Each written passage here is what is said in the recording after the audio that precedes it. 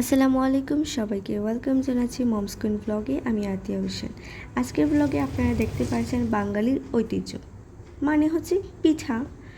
পিঠা সব বাঙালিদের পছন্দের, ইভেন সিলেটিদের অনেক বেশি পছন্দের। আমাদের বিয়ে শাদী হোক কিংবা ঈদ পর্ব সবসময় পিঠা লাগে, আর এই পিঠাকে আমরা বলি গ্লাস কাটা। আপনারা কে কী বলেন অবশ্যই কমেন্টে জানাবেন। অনেকেই হচ্ছে নুনগোড়াও বলেন।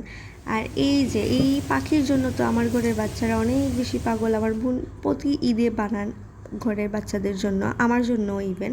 আর এটা ছিল রোজা ঈদের সময়। আর আমার হচ্ছে একটু গলা খারাপ খারাপ লাগতেছে, মানে ভাঙা গলা লাগতেছে, সেজন্য আমি গরম পানি দিয়ে মেথি মিক্সড করে হচ্ছে পানি খাই যখনই আমার গলা খারাপ লাগে তখনই। ভিডিও শুরুতে যেটা আপনারা দেখতে পাচ্ছেন আর কি, ওটার কথাই বলছিলাম। আর এটা হচ্ছে পপ পিঠা। তো দর্শক মণ্ডলী, আপনারা আমার ব্লগে ঠিকই খাবার দেখতে পারেন বরাবরের মতো, কিন্তু ওগুলো আসলে কিভাবে প্রসেস করে মেক করা হয় ওইটা আমি করি না, যেহেতু আমি হচ্ছে জাস্ট ব্লগার। এটা হচ্ছে পার্স পিঠা, যেহেতু এটা পার্সে ডিজাইন করা। এই ধরনের ইউনিক রেসিপি আপনারা বুশাস কিচেন স্টুডিও চ্যানেলে পেয়ে যাবেন। আর এটা কিন্তু পিঠা না, হচ্ছে মিষ্টি, এটাও পাবেন ইনশাল্লাহ। 2000 years later.